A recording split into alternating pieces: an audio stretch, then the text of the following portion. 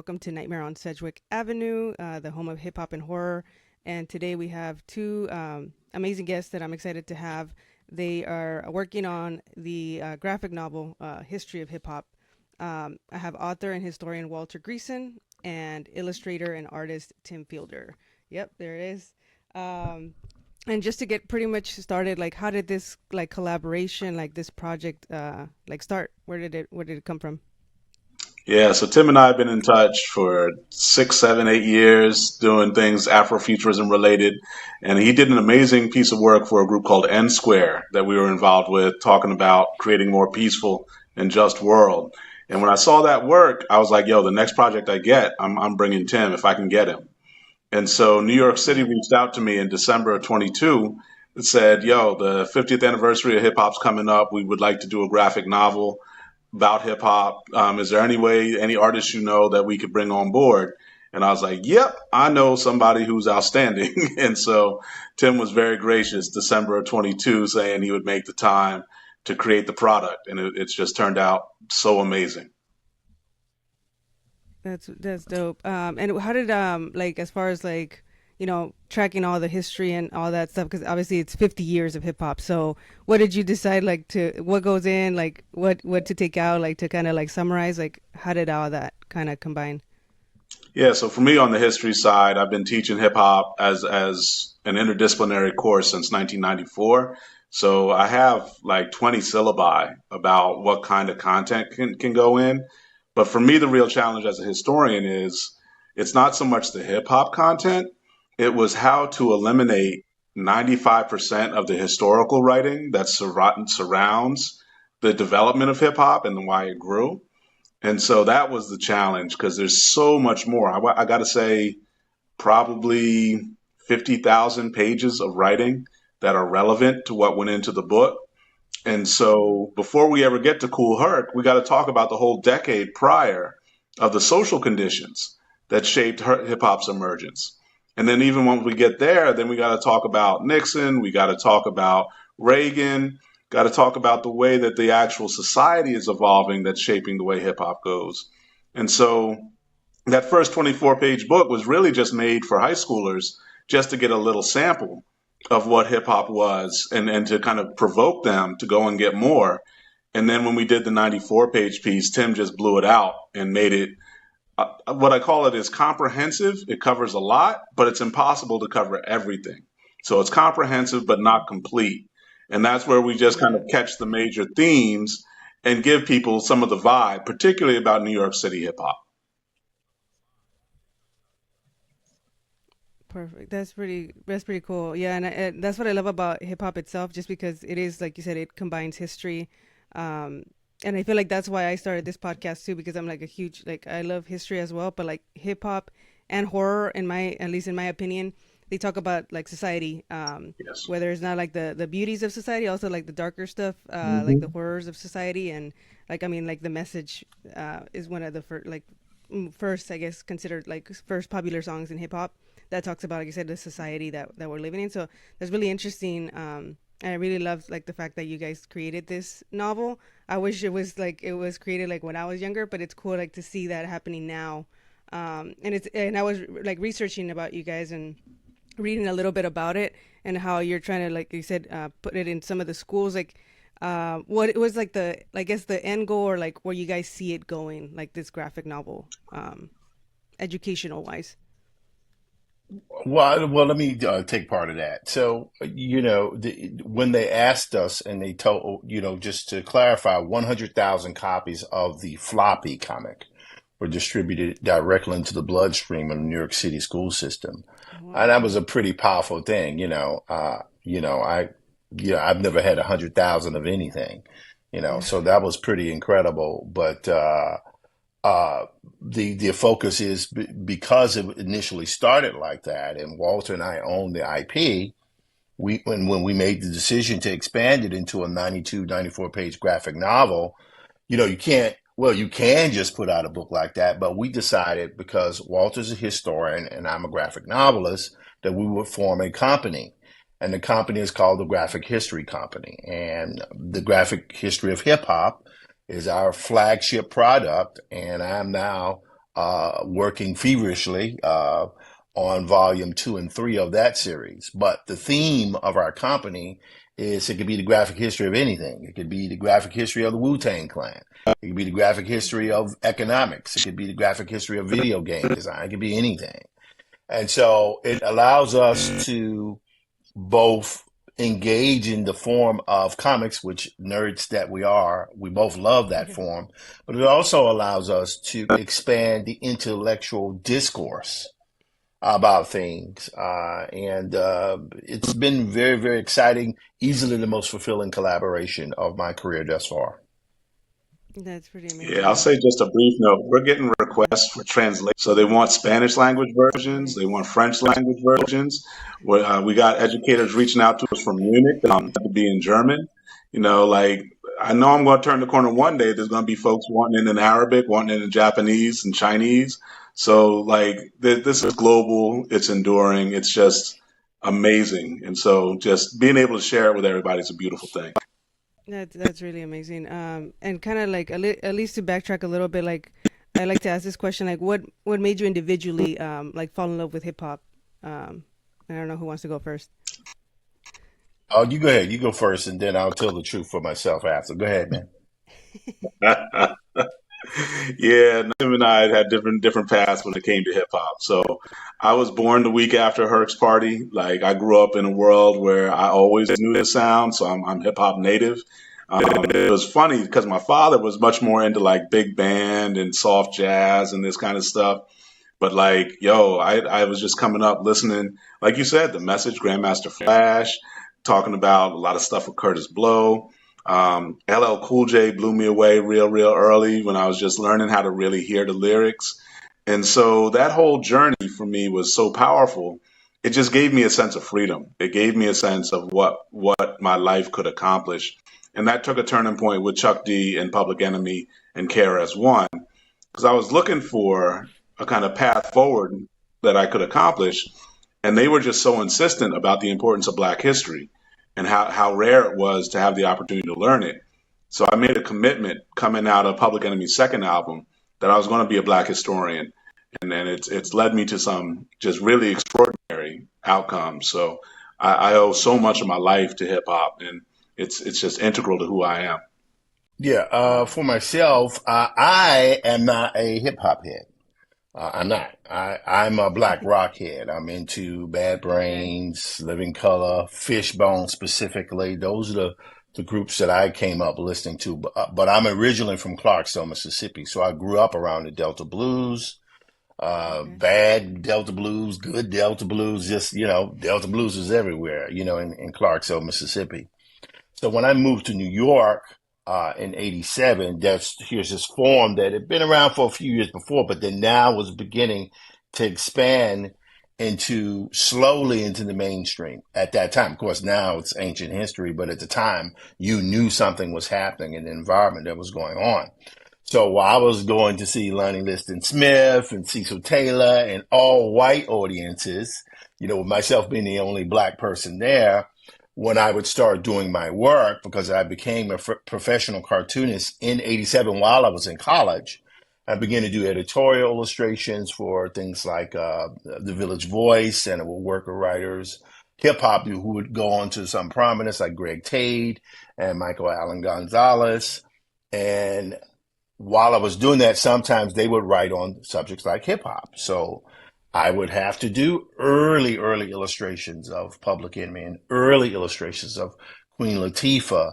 And so this, you were talking about 89, no, 88 is the first Public Enemy illustration I ever did, which just a bit of an Easter egg. I actually repurposed about 3 or 4 of the older black and white images I had done for print back in the '80s and early '90s and repurposed them with color for this book because I wanted to make sure that this book, well, I didn't have to do it, but I felt like Walter has put so much detail into this book from a kind of a written narrative that in the visual narrative, it gave me the opportunity to come full circle with this form that I was around professionally. And I could actually put it in there to make sure that it reached even a larger audience. Yeah. in color, kind of vibrant. So that's what it did for me. So this has been a full circle moment for me to do this book with Walter because it gives me the opportunity to both learn more about hip hop. Certain opinions I have of the form have changed. Some are still pretty much the same.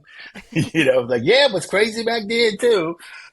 But it's been a real honor to do this, and it's expanded my career options, and then of course my professional relationships, like with Walter and Christina, who is one of our partners in the company. It's been a real pleasure to do it. That's pretty awesome. Yeah. And what would you guys say it's like was the hardest like challenge like creating this graphic novel and like the most rewarding for you guys individually?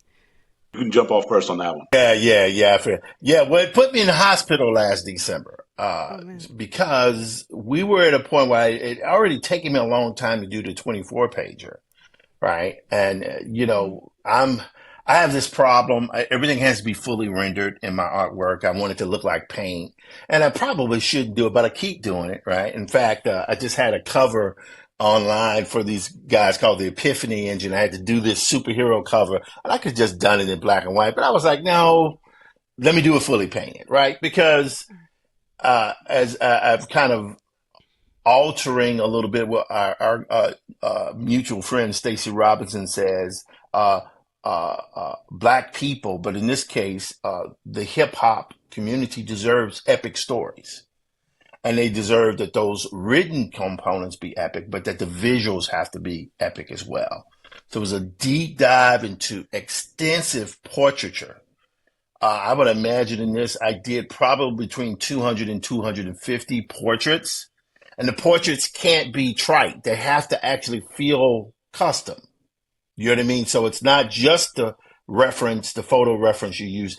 It's how you use the photo reference, right? Something YouTube is essential for that. You get a portrait, but you can't extreme it. You can't make it, because sometimes Ludacris might be doing this, with a wild face, and you have it, but it's ludicrous, but you capture the frame where the person who's looking at it might not know it's ludicrous. So I actually had to do two portraits of him. One of them is never used. So it was a lot of that kind of thing. So that, without question, drawing all those damn MCs and rappers without question was the most difficult thing.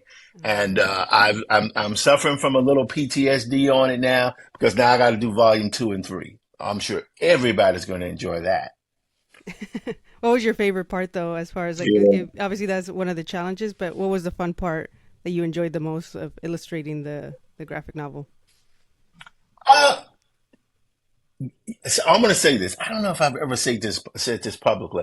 There were some parties that questioned whether or not I should be doing this book.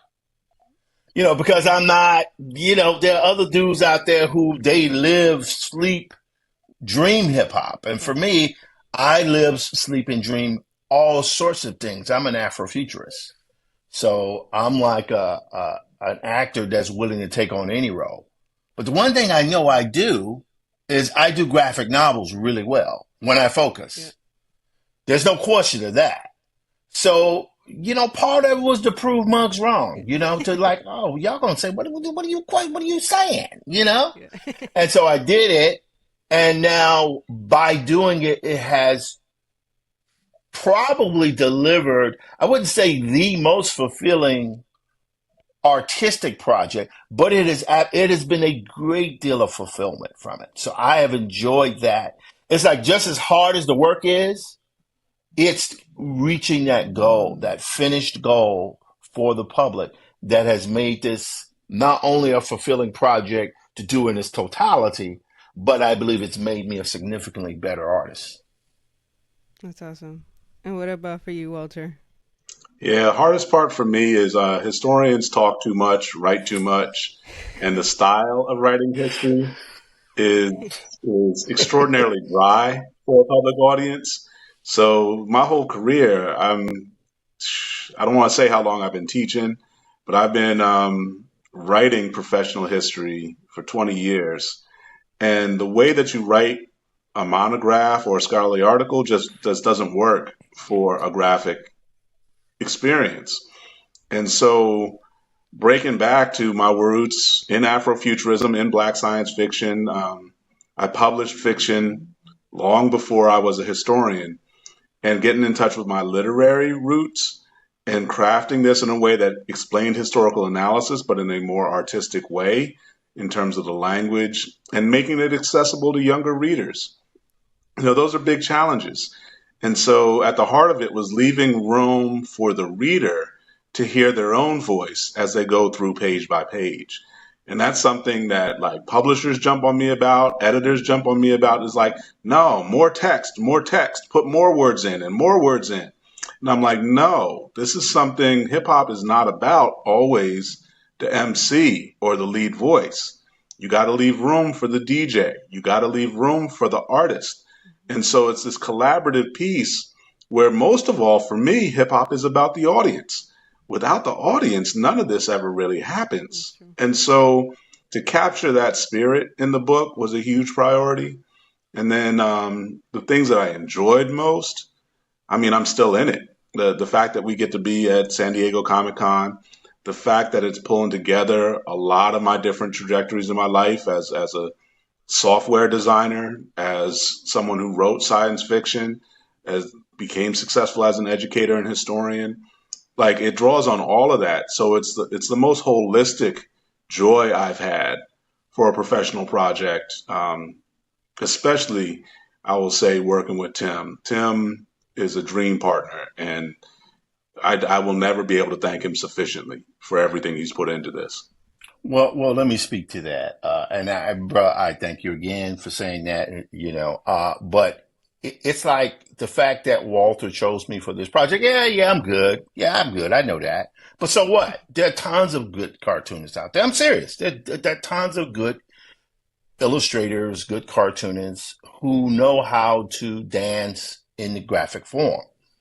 But one of the things that was a tremendous eye-opener for me, and I've said this a little bit before, but just how open and flexible Walter is as a writer. So, and the reason why I'm responding is because I'm responding to what he just said about the idea of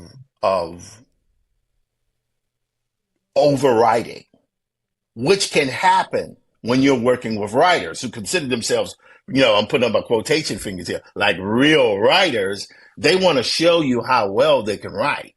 So they are writing and writing and writing. And there's always a tendency to write this graphic, this written tome right at the end where you have the climax going. It's like, dude, graphic novels are about the dance between the visual and the written. If you have too many words, it's not enough room for the pictures. It's about the dance between both. And I found that Walter, his greatest strength, beyond his knowledge, obviously, he's a historian, but his greatest strength as a graphic novel creator is his sympathy and empathy to the form of graphic novels. And that's not something that every writer could do. You have great writers who could do it, but as someone who's kind of sort of quasi just getting in the game, I don't mean to out him like that, but it's true. He has done arguably one of the most professional jobs I've encountered. And I've worked with some dudes who are some heavy hitters, and they'll write you into the ground. Great stories, but, it's like, oh, my God. Or I've worked with some who couldn't, the words wouldn't come. And you're trying to figure it out. So I love the fact that Walter gave me information to work from, but he also gave me enough room to play. And that's something that as an artist, if you get a writer who's willing to let you play, and then they'll come back and add something that's written in conjunction with you, drawn based upon their original words, that's like a dance. That's like tango. That's like salsa. You know what I mean? It really is a movement. It's beauty. You know what I mean? Yeah. And that's what the graphic, which is appropriate. Exactly as you have the MC, you have the rapper, you have, all these type of things. And it's about allowing enough room for everything. And it forced me to have to know when to pull back. Like, no, you cannot add 2 more pages. You're going to drive these people crazy. You have to leave it where it is. That's why he's laughing now, because I drove him crazy. But he still got his hair. Anyway, sorry. No, I love that. Like that you guys kind of like a little bit polar opposites, but the collaboration is what made it like a unique project, I think, because I had last season I had Chino Excel who also ventured into comics, and I had his illustrator on there too, and he said about like the way Chino Excel wrote is what inspired his illustrations. Like if it wasn't for the writing, you wouldn't be able to paint the pictures to go along with the story. So it's like it's really beautiful, and I'm excited. I actually haven't got a copy, but I am gonna buy a copy because I love like collecting anything that's like hip hop, and I'm excited to see like your guys' work. But um, Tim, you kind of touched about like being an Afrofuturist, and both of you guys are that. And I kind of wanted to ask, like, for people that like in the audience that might not know what that term is, or what does it mean to you, and what would you how would you define it? Oh, well, what I've learned is that Afrofuturism, the meaning of it or the definition of it has greatly expanded over the last decade. For me, growing up, I became a practicing Afrofuturist at the time of this interview here. I always like to tell my age. I'm 57, almost 58 years old. And I do that because it's important for people who are young to know that, notice and success and some level of notoriety may not come to your middle age, but it's also for those folks who are my age, who are solidly middle age, moving like a bat out of hell towards geriatric era. It means you ain't over till you're over. It ain't over Mm-hmm. till you're over. So that's the first thing. The second thing about it is that I started when I was 12. 11, 12 as an Afro, between 11, 12, 13, right off in there. And for me, it was merely seeing black characters in science fiction or speculative scenarios, right?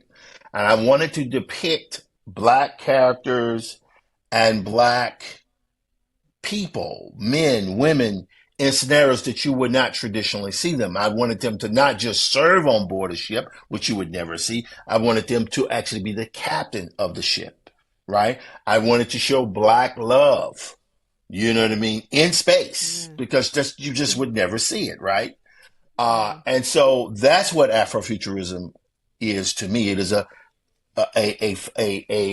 manufacturing of the black experience in science fiction and speculative scenarios. However, Afrofuturism is so much larger than that. It is about the blending of technology, geopolitical modalities, and racial politics jammed together in a super collider of creativity, and that can be formed into fashion.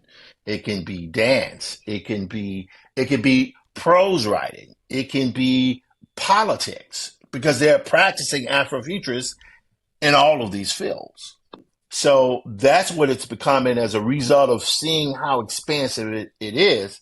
It's actually begun to influence me as an operator because now it's not just so much about doing the work that's Afrofuturist. It's about operating as an Afrofuturist as well, attacking the technology, always trying to innovate, being open to doing things that you maybe haven't done, and also having a little fun refining and playing around with the things that you do already. So it's not leaving the past. It's about dragging the past along with you to redefine the future. I love that. Sorry, that I was a love long that. answer, but No, yes. I really love that. And what about you, Walter? It's similar. He tied off exactly where I start from with it. So the key phrase for me is every past was once a future. And so this lets me do a number of things as a historian. Like everyone says, how can you be an Afrofuturist historian? You're studying the past. You're trying to kind of reclaim and understand what we've missed. And it lets me do a lot of that work. But what I came to realize is that no matter what point in time human beings existed, they would dream of a different possibility. They would see something else that wasn't present and want to try and create it. And in the particular experiences of Africans and African Americans over the last 500 years, it's a revolt against Eurocentrism, against enslavement, against segregation, imperialism. Afrofuturism is the emerging set of ideas to say we are all full and complete human beings, and it's wrong to deny the humanity of anyone, anywhere, at any time. And so that moral commitment then spreads out, like Tim said, across every way that we can create and produce knowledge and share experience. So mostly what I've done with Afrofuturism since 2012, 2013, when it's become a lot more academic, it's become much more formal, is I've done a lot of social science. My primary gift is probably economics, of building a world economy that actually allows every human being to reach their fullest potential.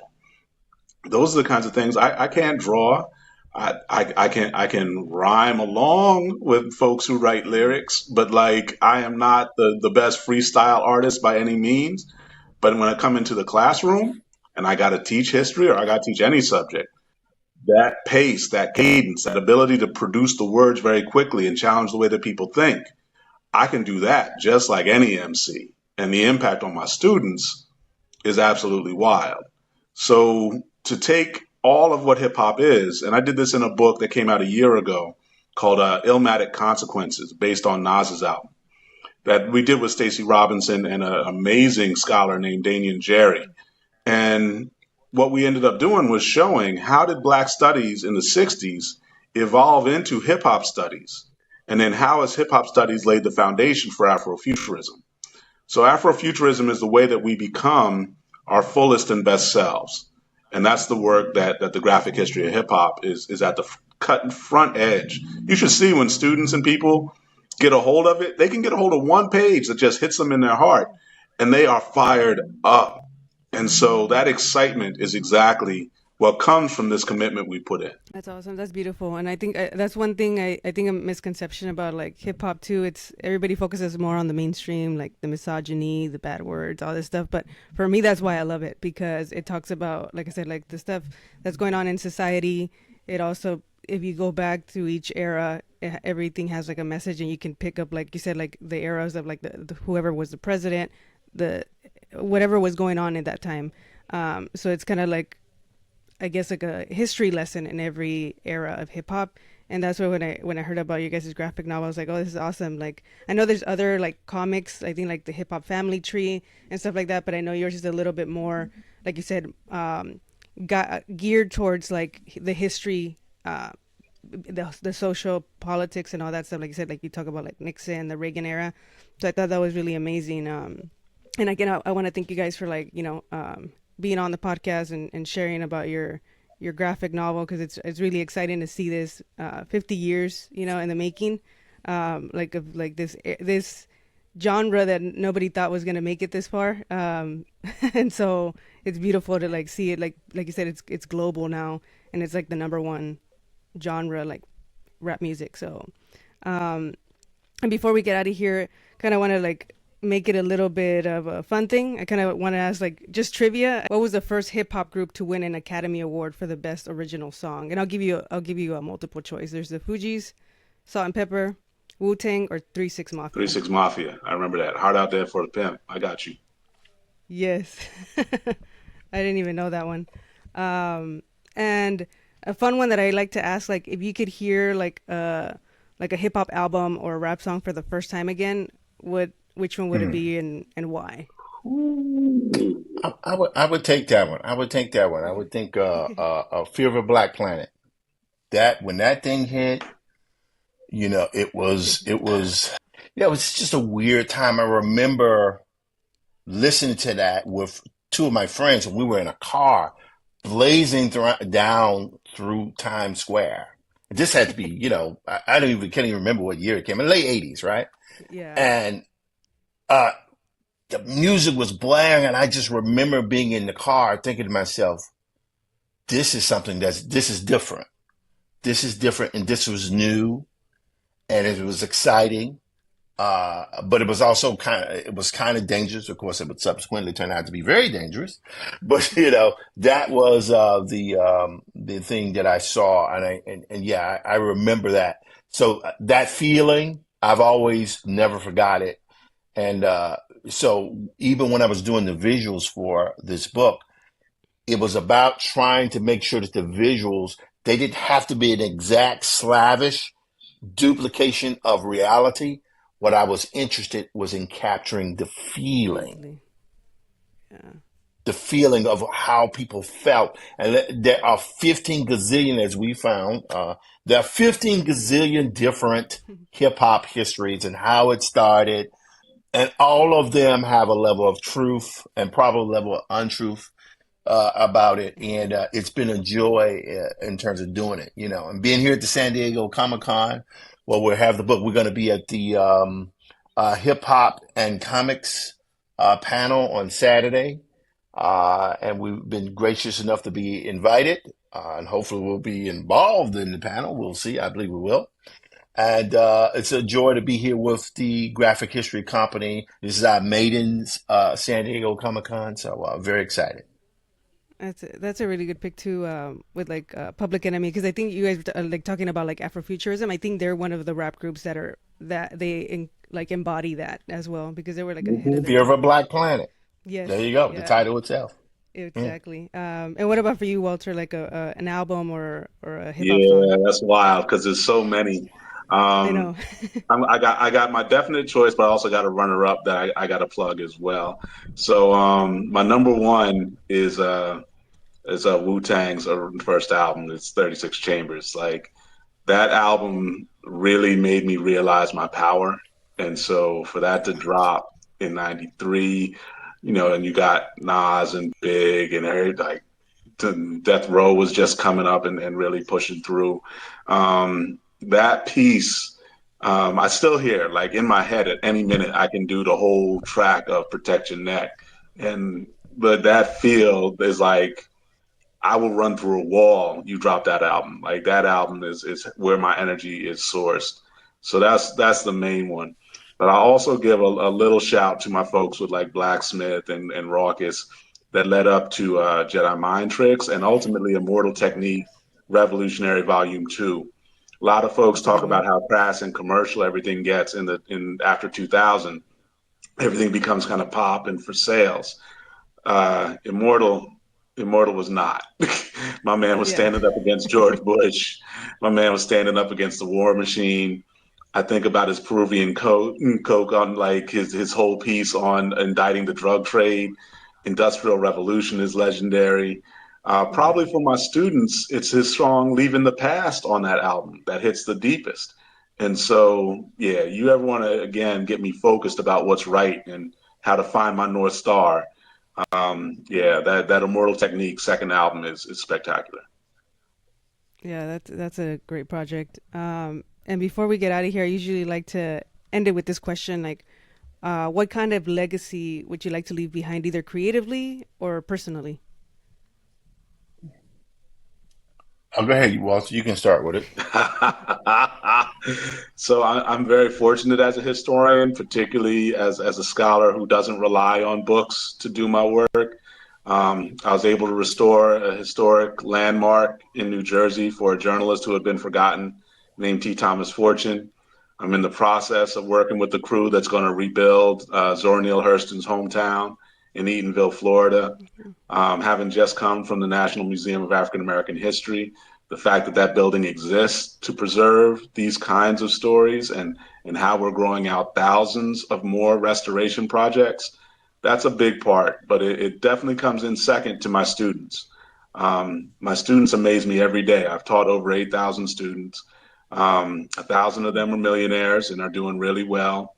And then all of them are doing extraordinary work that are changing people's lives every day. So I can't even imagine 10 years, 20 years, 50 years from now, the impact of my students. Whatever spiritual state I am in, I will be always honored and moved by what my students do. Oh, man. I got to be one of your students so I could be a millionaire too. Yeah, we got you, not a What problem. about you, Tim? Yeah, legacy has been on my mind a little bit lately, because I was an Afrofuturist, visual Afrofuturist that was fairly obscure for many, many decades, for many years, for various reasons, market sensibilities. Who's going to publish a book about a black woman who flies a rocket ship fighting against Klansmen in outer space? That was just not the vibe in 1997. That wasn't going to happen. But it can happen now because technology, consumer habits, distribution, meaning distribution habits have completely changed. Now, I mean, this book was sitting on a hard drive 4.5 months ago. Um, and the fact that it's a hardcover and there's a soft cover version, and you can look at it and it looks identical to any other publication that you would see. And the printing quality is out there. It's because of things like Ingram Publishing, printing, and you could do all the stuff and all the things I'm from the days where you used to have to use chemical stripping to print. Mm-hmm. It was a very involved process. Now the technology makes it so that those who could not get in can now get in. It has disrupted and destabilized, but completely democratized the process. So my legacy now has been about making sure that I do projects that have meaning, that have purpose, and then making sure that my focus now that I've kind of become less obscure and I'm now more known, certainly within the Afrofuturist space, and slowly getting some traction along with this project with Walter of my career easily. So knowing that, okay, this is happening, okay, that's good. But I have an interest in making sure that the work I've done in the past, which is a large chunk of unpublished work, will now be seeing the light of day over the next 6 months or so. And so that's my objective as our mutual friend, Julian Chambliss of Michigan State says, I want to shape the narrative. And I want to shape the narrative, not just of my life, but of my career. And doing this project with Walter has been a tremendous launching pad for that. In fact, it's allowed us to be in the Smithsonian. That's legacy. Just within the last 2.5 weeks, it's allowed us to be in the Metropolitan Museum.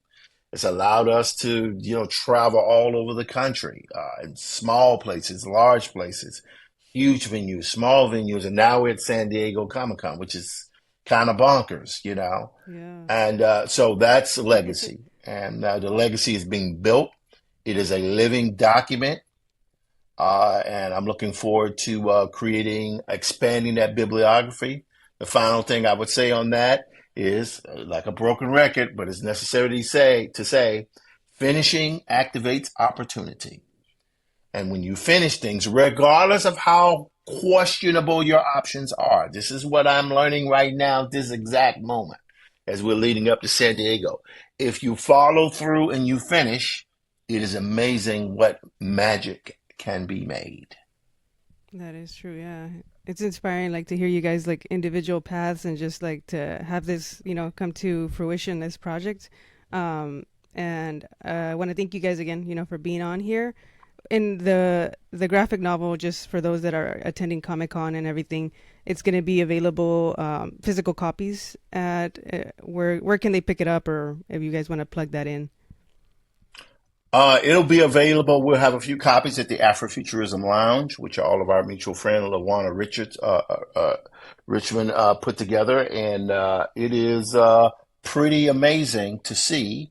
And it'll be there. You can obviously order it online at www.graphichistorycompany.com. Christina just created this amazingly dope new website, which is, I think it might be launching today. And by myself, I used to do stuff by myself, and I get it done. I'm cocky, but boy, working with a team that's got their act together, they just make you look good. So this has been a real pleasure with that.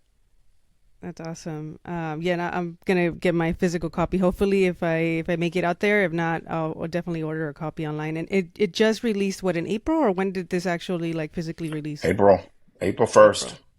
Nice. Well, congrats on this project. Excited to see how far it goes and expand. Perfect. Thank you guys. All right. Have a good rest of your day. Thank you so much. Thank you. Alrighty.